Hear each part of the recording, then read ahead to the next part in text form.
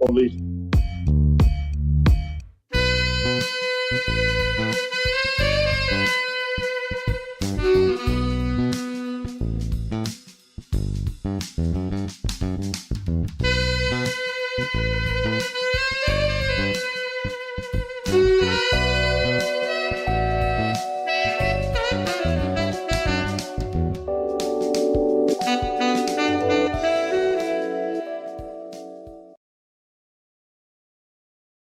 Hey, y'all. What's up? Welcome back to Jackie Yaps a Lot. I hope I got some new people joining me tonight. I've been trying to promote my shit on, Meta. I'm on Threads. That's where my biggest community is. And on Instagram and on Substack. And, they be throttling the shit out of those posts. So there's a lot of people up in my community that have no idea that I'm out here doing my thing and yapping away. So, help me get the word out, y'all. Help me get the word out. So again, welcome to Jackie Yaps a Lot. And I do have a quick reminder before I start today's show. And that reminder is that if you voted for Trump, you are a racist and child rape doesn't bother you. And that's fucking gross. And so for these reasons, you are not a good person, my friend. You are not a good person. May both of your eyes spontaneously pop out of their sockets. I hope it happens. I do. Okay, so disclaimer time. Jackie yaps a lot. I was just talking about to my boy Marcus, who of course is going to be joining me again tonight. We got too fucking dope of a vibe to not be bringing this brother back.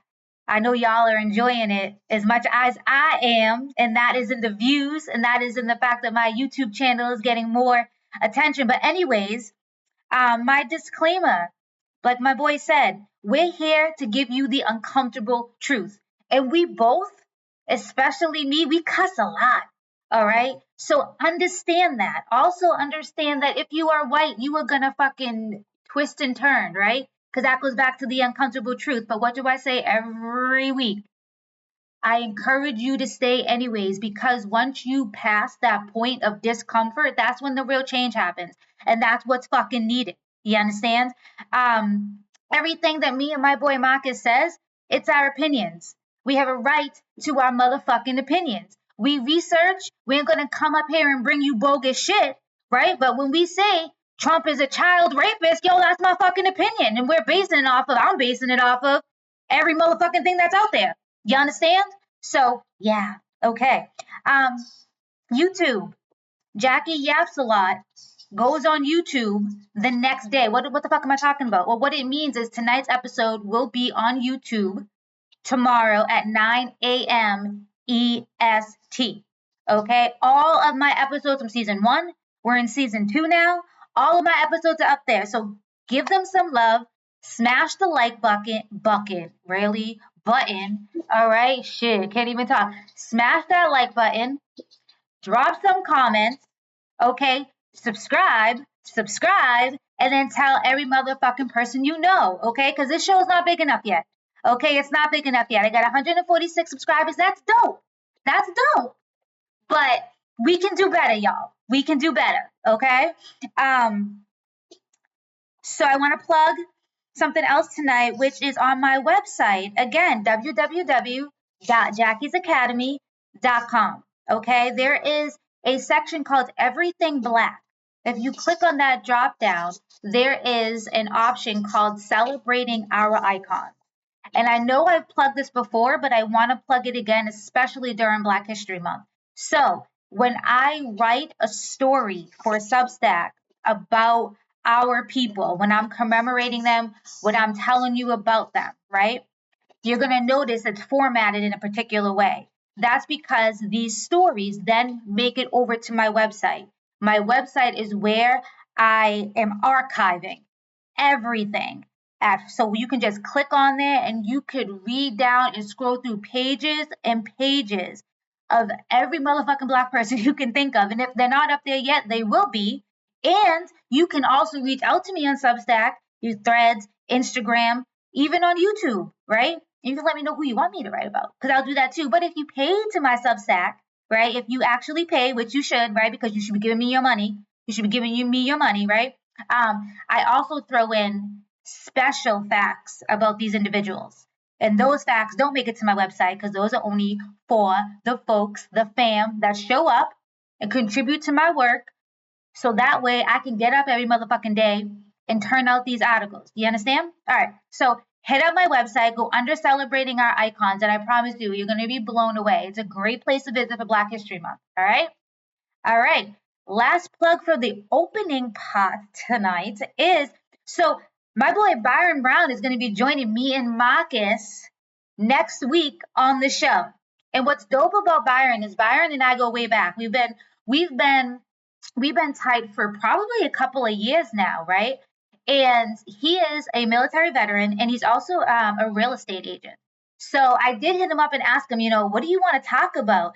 But you know what? He's also very into like what me and Marcus be talking about, like what's going on in this world, right?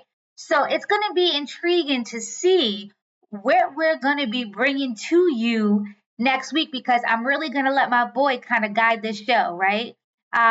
He's dope as shit. I'm going to give you all of his handles, all of that stuff, so you can show him your love and support. And of course, he's on my website because if you have been on my website, which you should be, under everything Black, there's also showcasing Black excellence. And that's where you'll find Black entrepreneurs. All right. I got everybody up on there. And if you want to be up on there, guess what? All you got to do is reach out to me if you're Black. If you're white, sorry. But if you're Black, you reach out to me, you get up on that website for free. Okay, and I market that website. I do a bunch of different things with it. So, yeah, hit me up. So, welcome back to Jackie Absola. That was a good opening, y'all. I like that. That was vibing. Okay, so I'm gonna bring my boy Marcus. He's on the line right now, and as much as I am technically not switching over to top tier minds quite yet, because we have a dope section for you. I wanted to hit on what pissed me off this week, and I'm sure that my boy Marcus is going to have some things to say about a few of these things that really got on my fucking nerve. Marcus, you with us, right? Yes, I'm with you. He's with us. What's up? What's up, Jackie's Army? Here we go. Can y'all hear me? Can y'all hear me? Loud and clear, my brother, loud and clear. Most definitely. No, a lot of things pissed me off too, and I think you and me are on the same wavelength on who's been pissing us off and why. So go ahead. Yeah, honestly, this one right now has been Pam Bondi, and the thing is Pam Bondi in her herself, she pisses me off. Her fucking face pisses me off. Someone that needs a good fucking throat punch. You understand?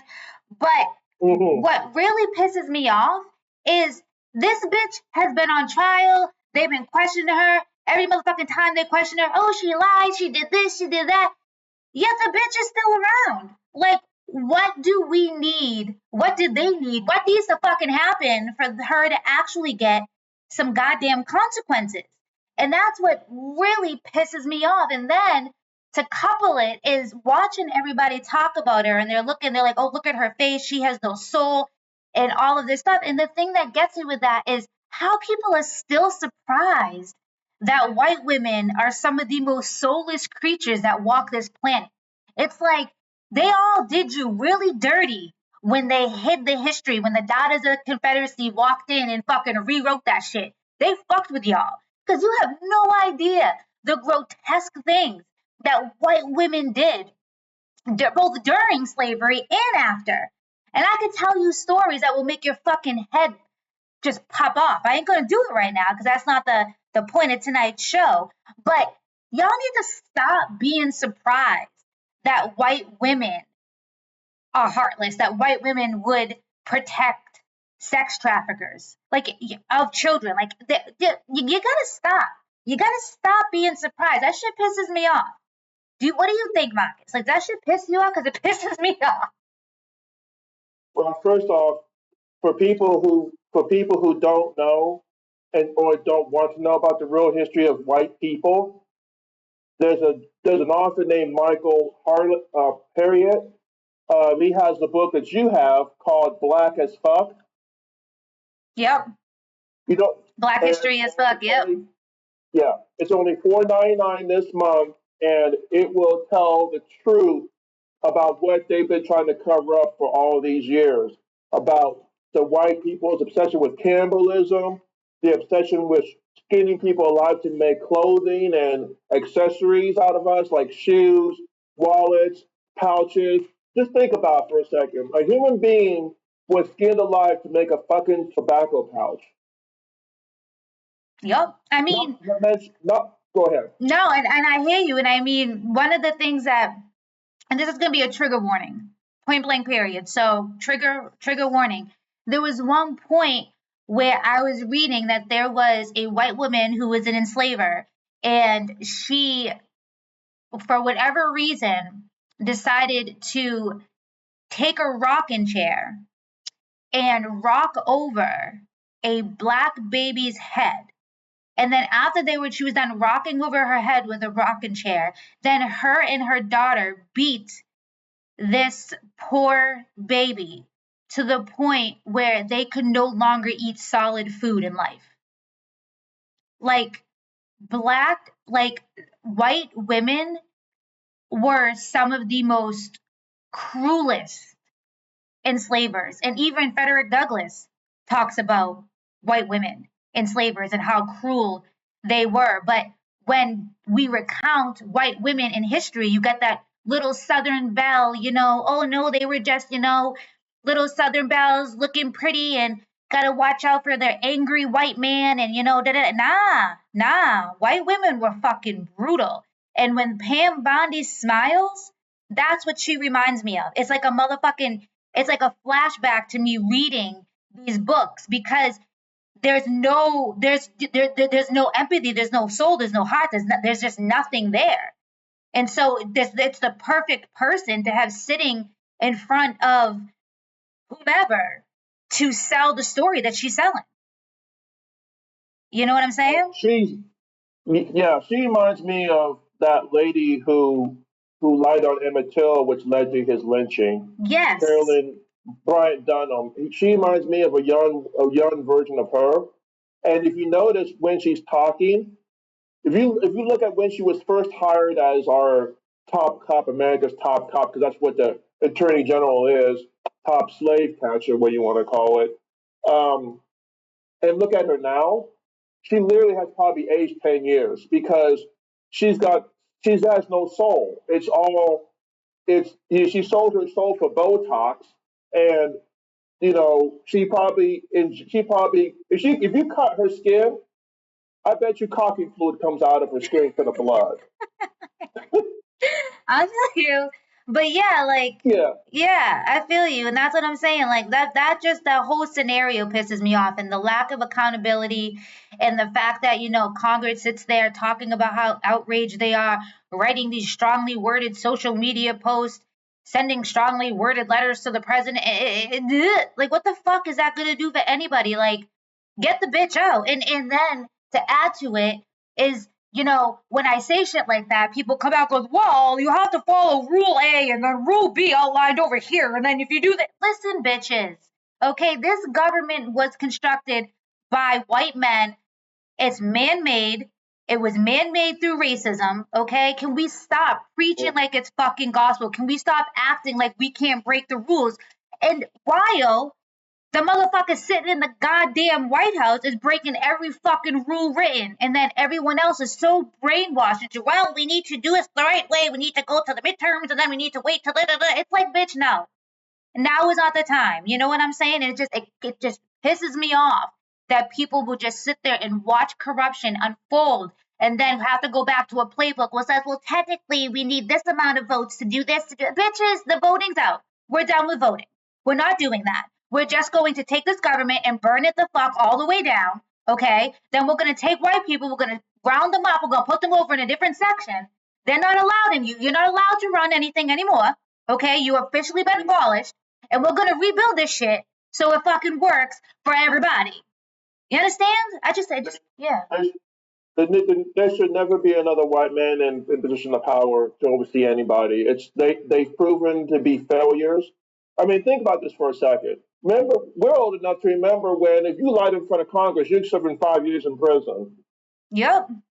That's what they said. If you and me went in front of Congress right now and we lied in front of Congress, they would say, bailiff, handcuff this person. We'd be walking around in handcuffs. We'd be taken to arraignment in shackles, and then we'd be facing the judge down with a with a public defender trying to plead to get a year in prison instead of serving 5. And it's like this lady has done nothing but lie. Right. She because like I said, it's just she's acting like I said, you're the last person to go in front of Congress and just talk a bunch of shit.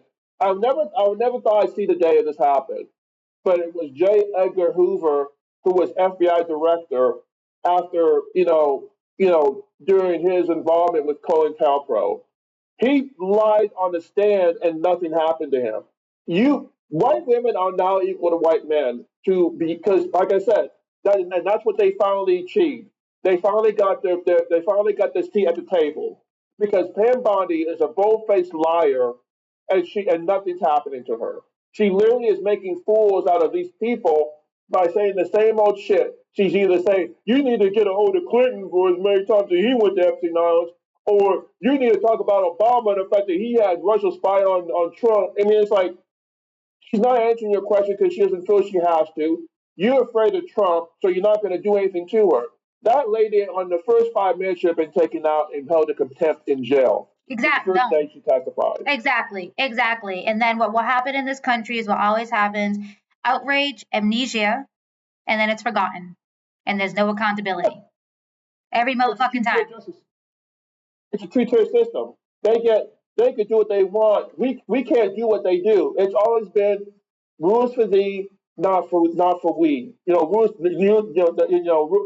for thee, not for we. And it's just like, okay, corrupt. You could lie in front of Congress. We can, you can't.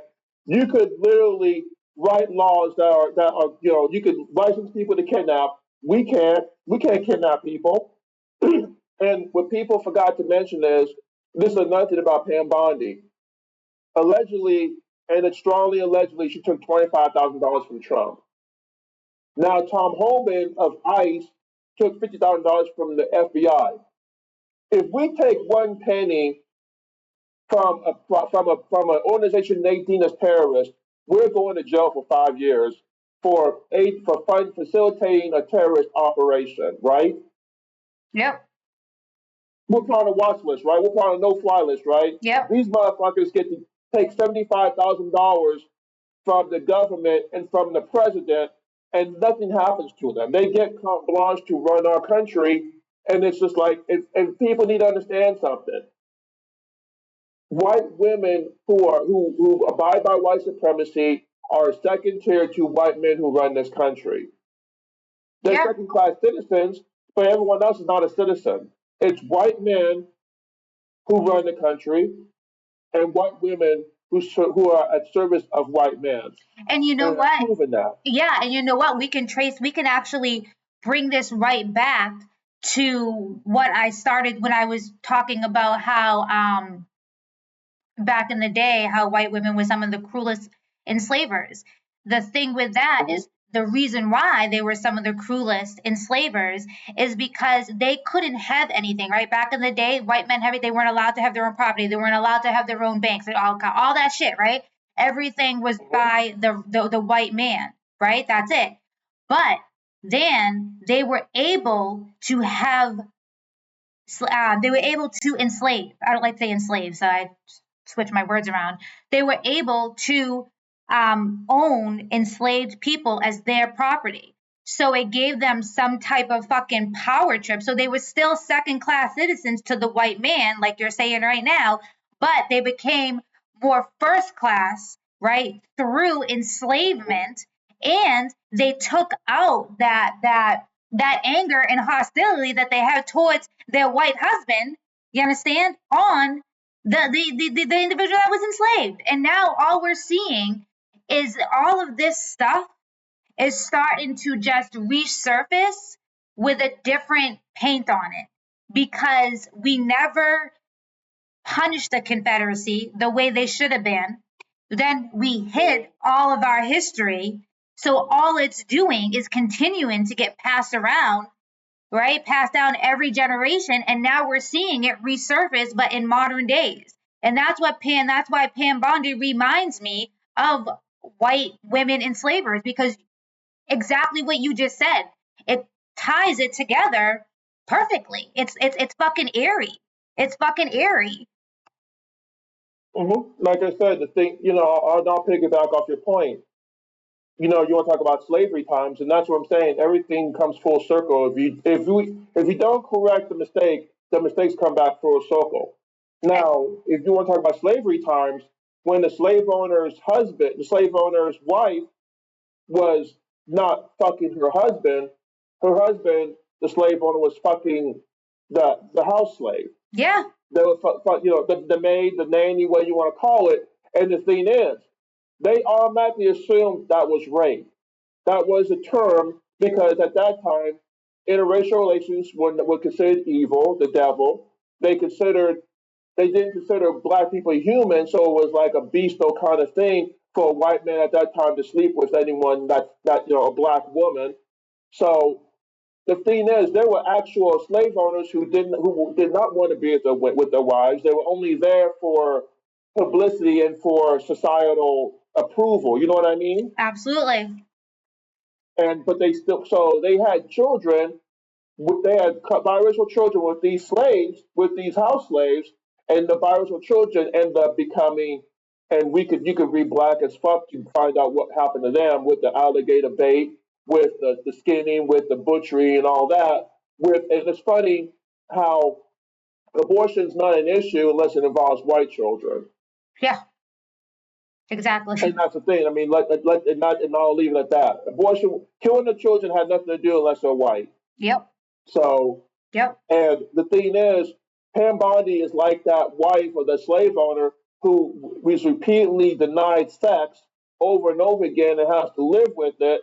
So she demonizes the help, the women and the children who are enslaved, or the enslaved black man, because that's the only power she got. Or she gets even with the husband by fucking the field slave, because it's never the house slave the women end up fucking. It's always the field slave they end up fucking, because it's a lower form of human being, even more so than the house slaves were. Yep. So that's when the white man decides, okay, I'm going to execute him, but I'm also going to hang you. Yep. Yep. So yeah. It's the European men and European women during the colonial times never loved each other. It was always about status symbols with marriage, and it was always about looking good, having other people jealous of you. But Agreed. behind closed doors, they were swingers, rapists, sodomizers, and habitual, abusers to each other and to the people that they own. You know what I mean? I feel you. I feel you. We're gonna definitely. We have a list, so I'm gonna have to start writing this shit down, because me and Marcus now have a list of all the different topics that we're gonna come back to even have longer conversations, because this is one of those topics. So we're gonna come back on another episode to talk more about this. Before we get to, Twatas of the week, we're a little behind, but that is okay, because I just really want to say one more thing, and that is just the other thing that pissed me off this week, and I'm sure y'all know, and I'm sure y'all were pissed off too, is all the reactions to Bad Bunny. These white folks acting a fool. Oh, we can't understand what he's saying. Yeah, no one gives a shit. Okay, no one gives a flying fuck. All right, and when they say that, that's all you need to know, that you have a racist standing in front of you, right? Because that motherfucker is on stage speaking Spanish, which is the most spoken language in the Americas. It's the most spoken language in the Americas, okay? Now, the rest of us, I didn't understand shit. The rest of us are here fucking vibing, dancing, doing our thing. Why? Because we have cultural awareness and appreciation. We don't need every word translated to feel the energy, the intention, the message, okay? Black people were raised on rhythm, we were raised on code, and we were raised on carrying meaning even when the language isn't ours. Okay? The majority of white folks, okay, they weren't raised in any type of musical universe, y'all. Their soundtracks were stolen and appropriated for their white comfort.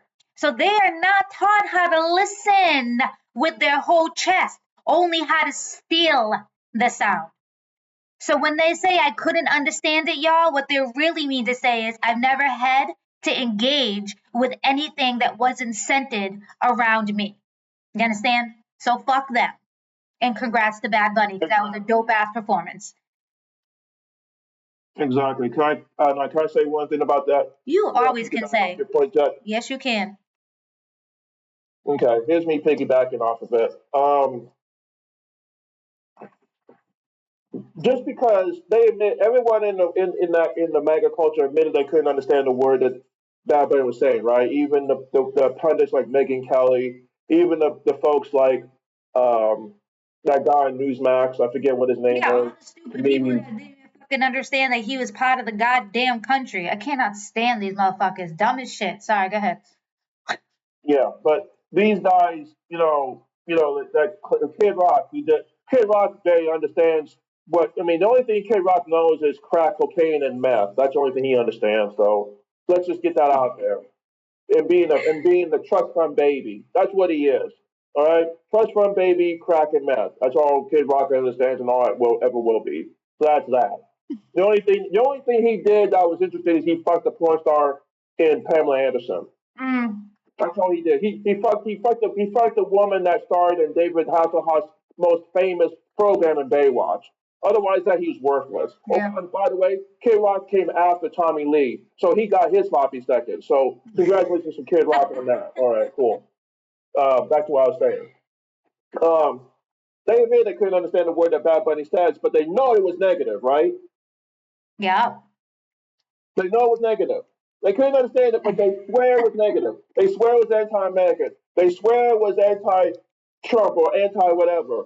But they couldn't understand them though, right? But instantly they said, oh, it was evil what he said. Oh, he should have been performing and all that. It's like pick a struggle. Either don't understand it or he said bad shit. You can't have it both ways.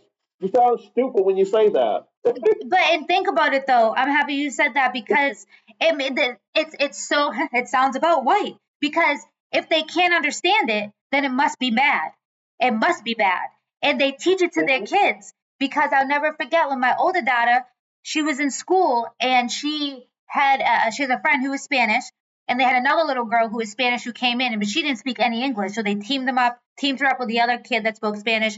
They were all sitting together, and the two Spanish kids, they were talking in their language to each other. And my daughter's like, I'm just sitting there vibing, like, whatever, you know what I mean? And some other white boy reported them saying they're talking about me. And they were like, we don't even fucking know him. And the teachers were great. And they were like, listen, just because you don't understand what they're saying does not mean that they're talking about you. You need to mind your business. But they even teach it to their little kids because it's like, what the fuck? Like, if they're speaking a different language, it must be bad. It must be a negative about white people. It must be something. And I'm telling you, that goes back to their insecurity, their jealousy, the individualism. And like I said, it just passes down through fucking generations. So yeah, shit. Yeah, and it is passed down because it's like these people, they say you have not been around. I mean, you could tell the kid was never been around Spanish people because, except at school, whatever. And it's like, but see, the funny, it's funny thing. But it's not funny because it's actually tragic. Black parents teach their children about how to interact with police, and it's really all about being polite, overly polite, being borderline submissive, super compliant, and not moving, like staying a statue, like have your hands visible at all times and all that. Don't wear a hoodie. Yes, say yes sir, no sir, even when they have no right respect for your person or nothing. Always be cordial. That's what black parents teach their black children. White parents literally do the opposite, and they say if you come across anyone not white, disrespect the fuck out of them. You're better. You see what I'm saying? Give them that false sense Yeah. of fucking superiority and they just keep passing that shit down.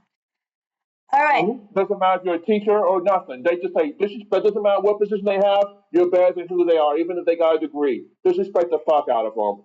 Yep. That's it. Yep. Go ahead.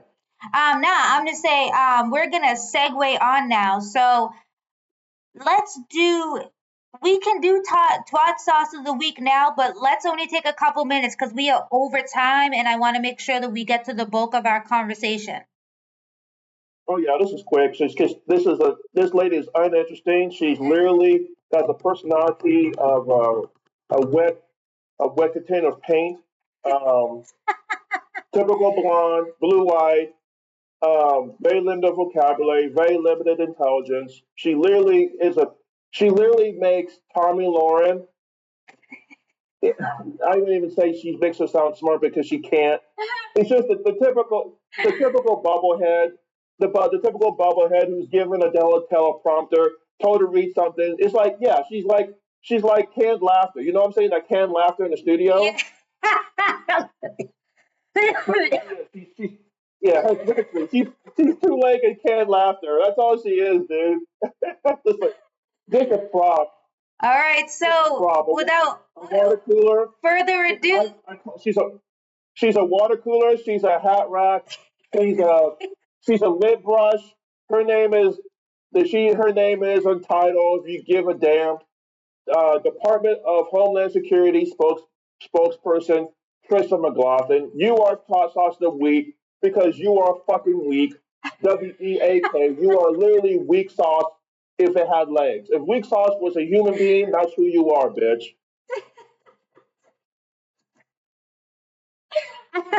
I mean, sorry, go ahead. Take a sip of my there's nothing to her. She's like 7 Up. She never had it, never will. And it's room temperature 7 Up. She's room temperature 7 Up, dude. For real. She's flat as fuck. Probably in all facets, including her body. I don't know. Shit, I mean, out of all the twat sauces that we have spoken about thus far, we've had to say the littlest about her, but I had to say you had me rolling the most because oh, the way to not say anything, you just fucking said everything. You feel me? Yeah, she sucks, dude. She's literally like a plastic cap on a fucking paper mate pen. You kick it off and you throw it in the trash, dude. I mean, you don't think about. She's an unthinkable. You don't think about her. The only time you think about her is when she says something. Oh, she says something dumb again. Okay, move on. That's just it. She's constantly. She's not even a. You know what parent? You know when you talk certain thing and a parent copies it. You know Yep. what I'm saying? Yep. Yeah, she's nowhere as interesting as a parrot. She's nowhere interesting as it. It's just her. I guarantee you, if you were to say something that was pro-white to her, say, "Oh, I like Elvis." She's like, "Elvis was the greatest." That's what she would say because she's weak like that, bitch. That bitch is weak. Fucking hate that chump too. Yeah, She's exactly. she's weak sauce. She's you know what? I'm not gonna call her Trisha McLaughlin anymore. I'm just gonna call her Department spokesperson weak sauce. I love it. I love it. Well, congratulations, there. You made twat sauce of the week. Um, For doing absolutely nothing to deserve it because you're a non motherfucking factor in life. You literally are an elevated you're an elevated thimble is what you are. You're an elevated thimble. Congratulations on being the most elevated non motherfucking factor in on planet Earth right now. Just oh man. All right. Well, I hope you all enjoyed Twat Sauce of the Week. All right, I'm going to fade over because we are technically officially now into our top tier minds segment, which is where we talk on a bigger topic, right? And we have a bigger conversation. Um, and so I had a couple of DMs this week on my social media, and they both had the same underlining message, which is, you know what, yeah, like I agree, black white people are racist, and I agree like that, but I've also had it where black people have been very mean to me, oh, and so I just want you to know that like black people black people are mean too, so like they're racist too, they're racist too. Yeah, yeah. So I've gotten that um you a made me couple laugh when I times. almost pulled a muscle when I was talking. Yeah, it's true. I mean, literally like that, and you know that's how they're saying it. So okay, so we're gonna talk about that. That's what this segment is going to be about. And excuse me, I'm just focused on my camera because it looks like it got a little blurry. This new fucking camera is weird as shit. I don't even know. It's supposed to be so much better, so high tech, and it gives me anxiety. Okay, anyways, so we're gonna talk about this, and we're gonna say meanness is not racism. Say it with me, everybody. Meanness is not Is not racism. racism. Exactly. So it's a tired talking point, but we got to clear it up. So I don't care how many stories you have about both white people and black people being rude. That is not evidence that there's racism goes both ways. We all know there's no such thing as racism going both ways. Reverse racism is not a fucking thing. When that happens, that is evidence, and I want you to wait for it. That's evidence that people can be assholes. People can be unpleasant. Weird, right? So, racism is not someone's hurt feelings, okay? Racism is not someone didn't like me. Racism is not someone black was unkind to me, okay? That's not racism, okay? What you're actually describing when people say, I've had black people be mean to me too, you're describing an interpersonal conflict. Okay? That's not racism.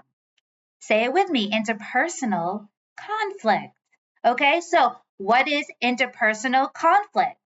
Personality differences, miscommunication, insecurity, jealousy, ego, emotional immaturity, someone having a bad day, someone not vibing with you. Okay? That's called humanity. Okay? That's not a racial structure. Okay? A black person being rude to a white person or even a Latino person, guess what? That's not racism. It's rudeness, it's conflict, it's tension, but it's not racism. And like I have said before, black people being rude or mean to white people, even if it's straight out the gate, it's deserving because we are doing it based off of history, based off of our lived experiences. You need to prove yourself to us. And if you're going to spend too much time trying to tone police us and get us to come all kind and sweet and gentle to you, that's fucking tired. That's fucking tired. Marcus, speak on it. Oh yeah, oh yeah, oh yeah. Just there's no such thing as, for one. Let's just say it. Be done with it. There's never been, and there's no such thing as anti-white racism from black people. You're never going to get it. Um, Racism is a system of oppression that's licensed by through states and is enforced through terrorism. Racism literally is the meaning fuck your feelings. That's what racism is. Fuck your feelings. Brothers Board of Education, unequal schools, separate but unequal schools. Black people were lagging behind because they could not get the funding of states, southern states primarily, and northern states too, because it was a federal thing that had to pass, but states weren't funding schools. We felt bad. Racism is literally fuck your feelings. It took until 1954 Brothers Board of Education to override that. Missouri bus boycott. We were tired of being told where to sit on the bus. We were tired of being told that if there's 20 black people on the bus and there was 30 white people on the bus and there was 50 seats on the bus, that there was only going to be 5 black people allowed in the back of the bus and the rest of them had to walk. We felt bad because we had to walk in the rain after working long hours for unequal pay. Literally, racism is fuck your feelings. So they decided in Montgomery, Alabama, to not ride a bus for 385 days, bankrupting the city. So they looked at that up. Exactly. Racism takes. Oh, go ahead. No. Go ahead. Go ahead. Okay. Racism takes action, direct action to change policies. Just because you're mad at me calling you a peckerwood, I never use the word cracker because cracker is such a weird sense. It's got no, to me, it's got no vibe. It's like disco without the beat. I would call you a saltine. I have called people saltines. I call people townhouse. I've called people Keeblers. I have called some people Keeblers. I have done that. I have called Keeblers. Yeah, yeah, Keeblers. That's different. But but Peckerwood, that's the harshest thing I would ever call someone with a Peckerwood. Trust me, you're not going to make a law banning Peckerwood. You being a Peckerwood is not going to have you hanging in a garage or on a tree. But the word nigger has killed tens and tens and tens and tens of thousands of people. That was the last thing they heard before that noose went around their neck. Last thing that they heard when they got blown away in the back of their head by a cop. Yep, exactly. So I love the way, right, that Marcus just broke that down because he did it in a very, very natural form state, right? You understand what I'm saying? Like that was just coming to you real and raw, right? And so I'm gonna couple that. I'm gonna couple that with a little bit more structure. And you'll see what I'm doing. I'm doing this for dummies. All right. I'm gonna break this down Exactly. really Yeah, exactly. motherfucking easily. And so remember, racism is not about who is mean to whom. Racism is about, and what Marcus said, systems, power, and historical structures that target Black people as a group. Okay? So, and Marcus touched upon it, racism is about policing disparities. It's about hiring discrimination. It's about medical bias. It's about housing discrimination, sentencing disparities, school discipline gaps, and media criminalization. Okay? These are institutional patterns, not personal disagreements. So when someone says, well, a Black person was mean to me once, they're not describing racism. They're describing a moment. And racism is not a moment, y'all. Racism is a fucking machine. Do you understand? Exactly. So, But the yeah. thing, go ahead. No, no, no, Go no, ahead. no. Go ahead. No, no, no. Add. There's a there's a reason why there's prefixes like pre this, um, like self this, like self awareness is a prefix. Pre existing is a prefix. Pre. You put the three letters in them and then you put the word in them, right? Mm-hmm. When you do an ism, it's a combination of words. Like race, race is a combination of, they take the E off and make it racism. They take the word class and then they put ism and it calls classism. They take national and it's nationalism. Ism is a practice and a system. That's what it is a system. That's why when they say systemic, instead of calling it systemic race, they call the practice systemic racism. That's what it is. An ism isn't a feeling. An ism is a practice. Exactly. Exactly. So then the next question is, so why did people try to make it go both ways? Well, people reach for this argument because it lets them avoid what? What do white people love avoiding? Accountability. If racism, Mhm. because if you think about it, right? If racism goes both ways, then no one has to examine power. No one has to examine history. No one has to examine the systems. No one has to examine privilege. It flattens everything into everyone is equally bad, which is simply not true. When people say that, it's a way to shut down conversations about anti-blackness by pretending, sorry, that the playing field is level. And it's not. And we know that. It's nothing more than a gaslight. And I want y'all to make sure that you have a pen and paper and you're writing this shit down. Because this is what you come back with when you have some asshole talking about reverse racism. And when you come back with what I'm saying, when you come back with this structure, it shuts them down really quick in an intellectual way, and they don't know what the fuck to do about that. You understand? So remember what I just said to you. Remember when they say when it goes both ways, what they're trying to do. You understand?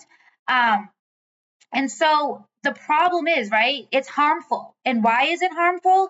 Because when people claim that racism goes both ways, what they're doing is they're erasing the systemic nature of anti-blackness.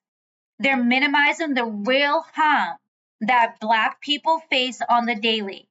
They're turning structural oppression into personal antecedents, okay? Into these personal experiences. They're derailing conversation that require precision, and they center their own discomfort instead of instead of the collective reality. And we know this, right? We know this with white people. As soon as they're uncomfortable, right? They got to center that discomfort. They got to make it about them. Whenever I'm out there saying white people this, white people that, well, I'm not doing that. Well, good. Guess what? My husband doesn't do it either. He's white and he's not coming back on my post saying, well, honey, actually, I don't do that. Do you understand? Like, so remember, like, it's not just wrong to try to bring up reverse racism, it's fucking harmful. Because if everything is racism, then nothing is. And if nothing is racism, then nothing needs to change. So that's what they're doing. They're effectively saying nothing needs to change because you're racist, we're racist, everybody racist. It's not a fucking thing. You understand? Mm-hmm. You understand? So you have to. Oh, of course. I'm sorry. I'm on a fucking roll over here. Go, my man.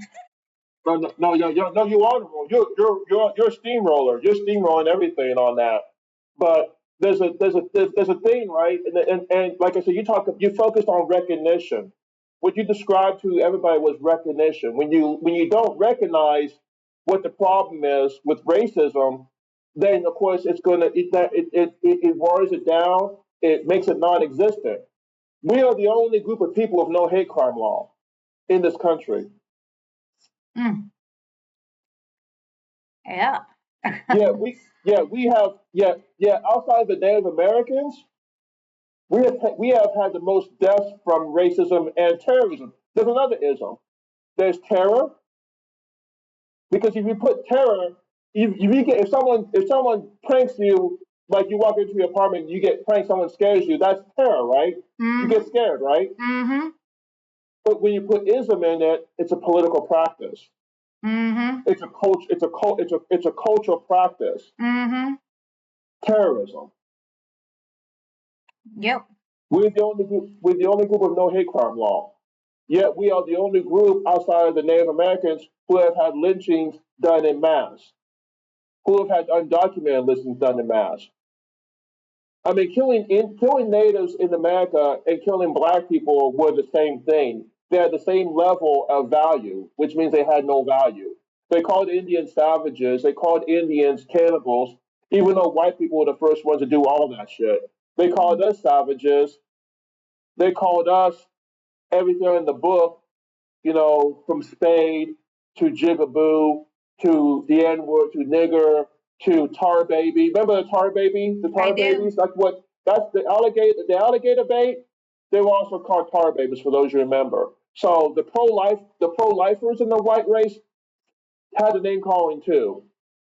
Everything's pro this if it's white. Yep. Go ahead. No, you're right. All right. So we're just gonna name the truth very clearly. Okay?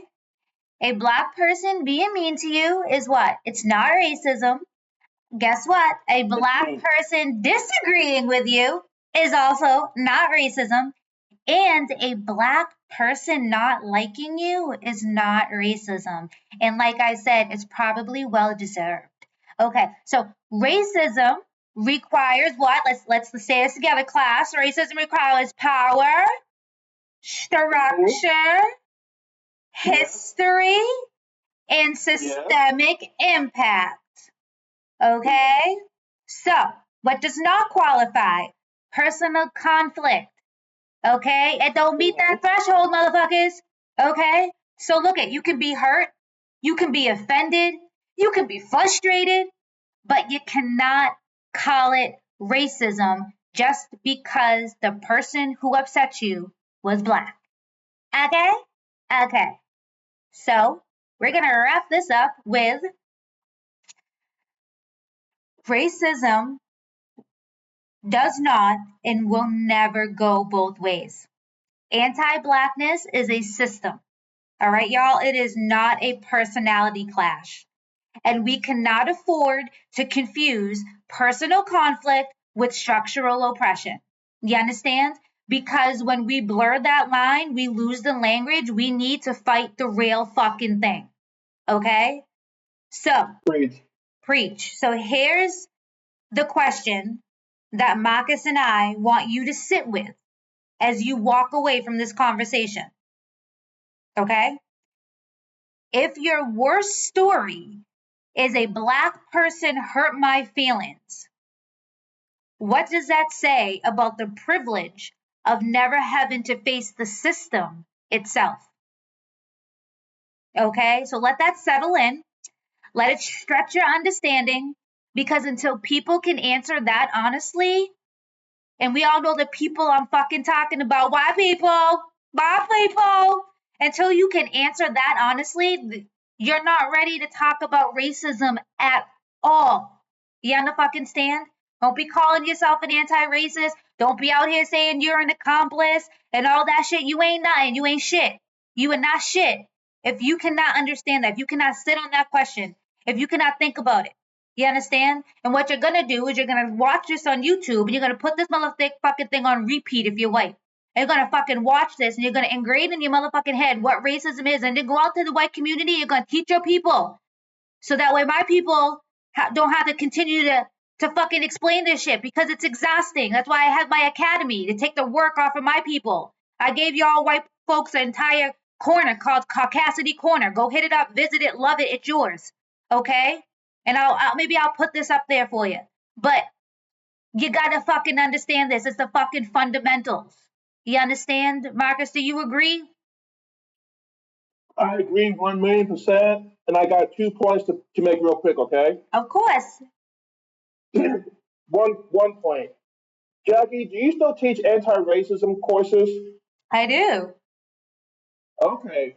Remember you told me that you had like 3 tiers of anti-racism courses with the prices accordingly to that? Yes, I do. Okay. For white people to be true allies and anti-racist, wouldn't it be prudent for them to take your courses? Yes, but one better. I have actually infused my courses with my paid Substack subscription. So I'm happy you brought this up because those white folks who pay for my my fucking god, my Substack subscription, I give you free well, I guess it's not free if you pay for the Substack, but I give you anti-racism coaching. So I actually have created my lesson. I put a lot of it into a PDF file. And what I do is I give you a course, right through the computer, right online, right through my article with your own PDF. And I also have an anti-racism chat to complement that. And then I call you. I'm your personalized anti-racism coach, and you get an avenue directly to my email for any question or coaching that you need. And all you need to do is upgrade your Substack subscription to paid. $8 a month gets you your free anti-racism coach, which is me.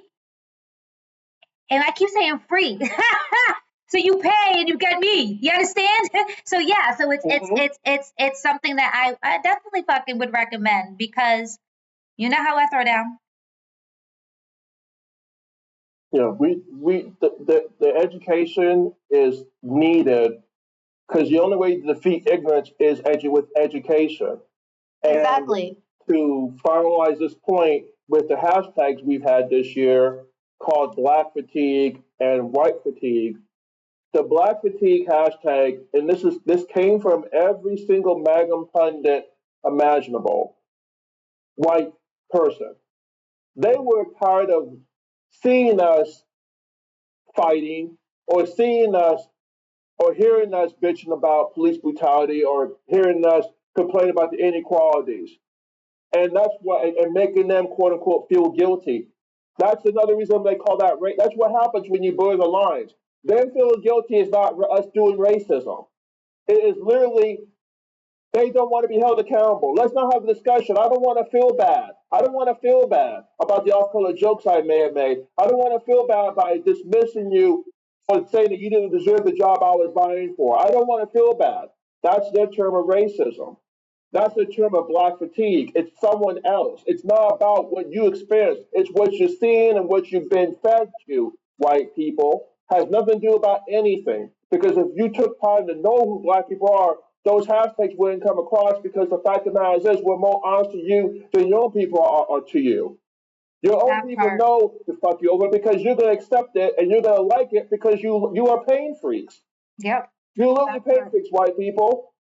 That part. All right. So we. Now, Oh, go ahead.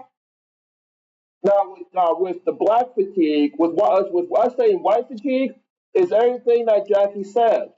We don't have the capability of leaving and not being around you. I'm in a parking lot by myself, and every person that's come parked close to me has been white. I'm literally the one car in the whole parking lot in front of a high V, out from everybody else, away from the main doors. I had a one car parked next to me, white couple. Another car parked next to me, white couple. You can legit put yourself in a position where you never have to be around black people ever for a week. Yet you're tired of us. Get the fuck out of here, man. I love that. That was dope.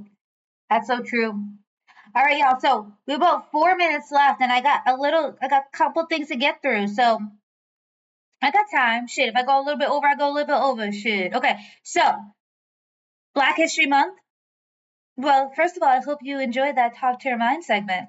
I'm liking these. I like these. I like these longer discussions, and I like that it has that educational vibe in there, inspired by my man on the phone. Mhm. Okay. Anyways, all right. So we're gonna continue with education. So it's Black History Month. So what did I promise you? I'm gonna end all of my shows during Black History Month with Black inventions, right? So today we're talking about warm bread. It didn't just come with the push of a button on its own. No, that was Joseph Lee, a black man with a gift for good food, built a machine that made homemade bread simple. And he did that in 1895. Um, Mm. so before electric mixers were even a fucking thought, y'all, Willis Johnson was out here in 1884, okay, inventing the mechanical egg beater. A black man gave the kitchen its first real upgrade in whipping, mixing, and saving everybody's forearms. You heard it right here on Jackie App's Lot. I got more. Mm. You like seeing who's calling? You like to know if you want to answer that motherfucking call? You want to make sure you can put a motherfucker on hold? Well, guess what? You could thank Dr. Shirley Ann Jackson. A black woman engineered the technology that made call ID and call waiting possible long before they were standard. Whoop whoop. Put some respect on it, bitches. All right. And I got one more for y'all tonight. So Alfred L. Crail, he invented the what? He invented the ice cream scoop, y'all. Saving us all from bent spoons. Remember that? The bent ass spoons, right? Um, I Mm. love that. So he's just another example of black brilliance and black brilliance making your everyday life easier. Happy Black History Month, y'all. I hope you're enjoying these. If you're on my threads, I try to do 2 or 3 a day. Okay, only black inventions. Because I want every motherfucking person in this goddamn world to know y'all would not have shit without us. Literally. Nothing. Nothing. So remember that, black people. Remember that. We fucking dope as shit. Well, one thing too, Jackie, you just got a slogan. Every time, every time you do this Black Inventions, you should have a slogan. Black brilliance makes your life easier. Doo-doo. We can get Reg to do some music to that. Reg, you watching? I Yeah, like that. Make a little jingle. get ready. Get Reg for that. Yeah, get Reg. You said it right there. I was listening to that. I was like, that's a slogan right there. That's a T-shirt. Black brilliance makes your life easier. You gotta watch it. When you watch the video, you're gonna see what I was doing in the camera. All right. All right, y'all. So I hope you enjoyed that. I'll be back next week with more Black Inventions. But tonight, We are going to close out with another poem, but not by me, by Marcus. By Marcus, who is on the phone. And I love this so much. And you know what? We are keeping this spot warm for our friend Samuel M. Brown, which we are confident will be back soon. So this is a tribute to him, and this is from Marcus. Okay? And here we go. Father No More. A young black dad stands on a porch he built with his own hands. Unbeknownst to him, the life he made was sand trickling down an hourglass. He looked across the street, New Year's Eve. He was unaware a terrorist had a bead. Pointing his gun at Keith Porter's eye, in a short time, a city will cry. A community shall reap no justice, no peace, until our communities have peace. No armistice, no treaty, no sit down with police. Father No More. And I hope that gave you the same goosebumps it gave me. So, before I end, And I'm going to let you say one thing, but before I end, I'm going to bring up, I don't know if my computer's going to fuck with me, but this is, as you can see, this is Keith Porter's GoFundMe that I'm holding up to the screen. It's not in the best clarity. His GoFundMe is only at $299,000. And I say only because that fucker Jonathan Ross got $1 million, and James fucking Vanderbeek, and I got a whole motherfucking thing about that motherfucker. He already got 2.5 million after he died.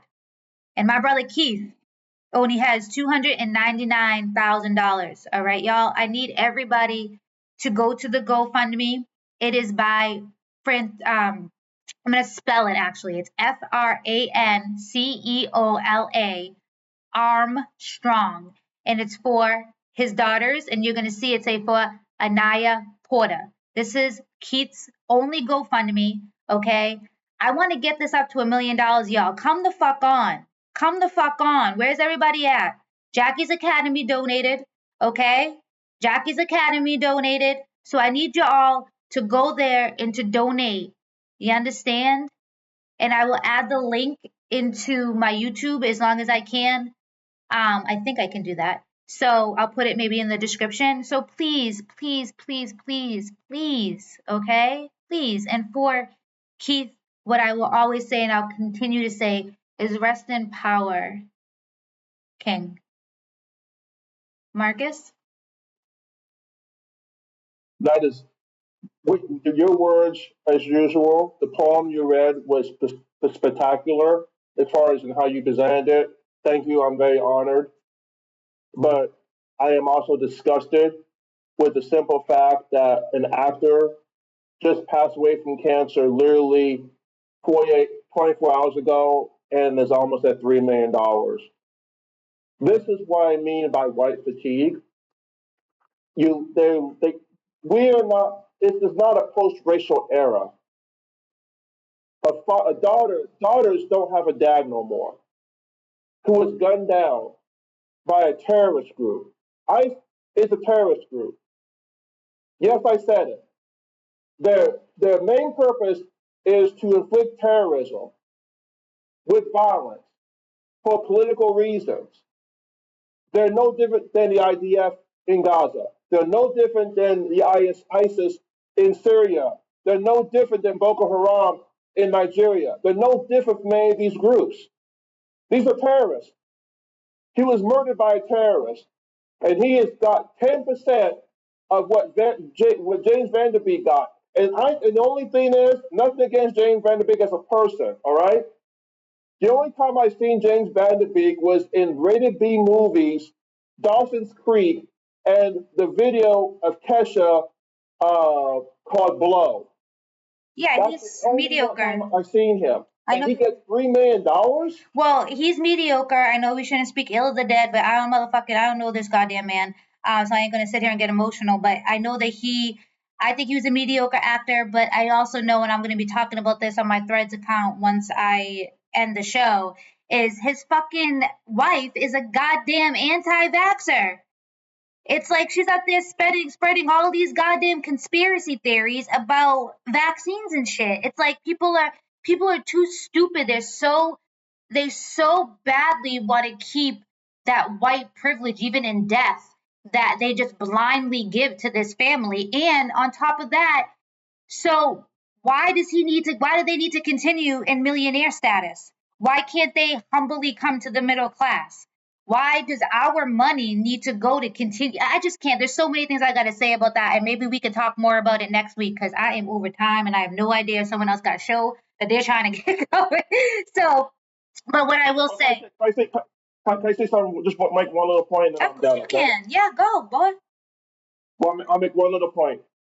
They place a value on our lives, and it's the minimum value imaginable. While white life is unlimited. That's all I got to say about Yeah. that.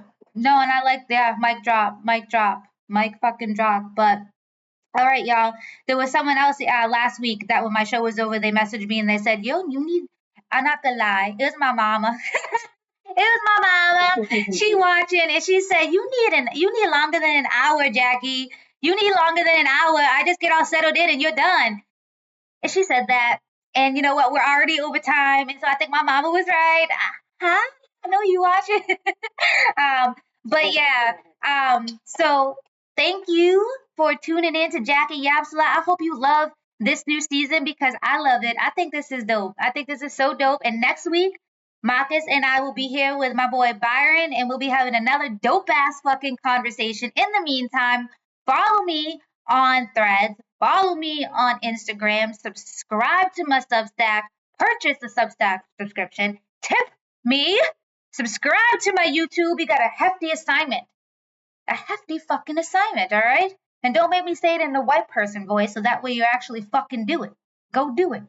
Have the best rest of your day. Bye, bitches. Peace.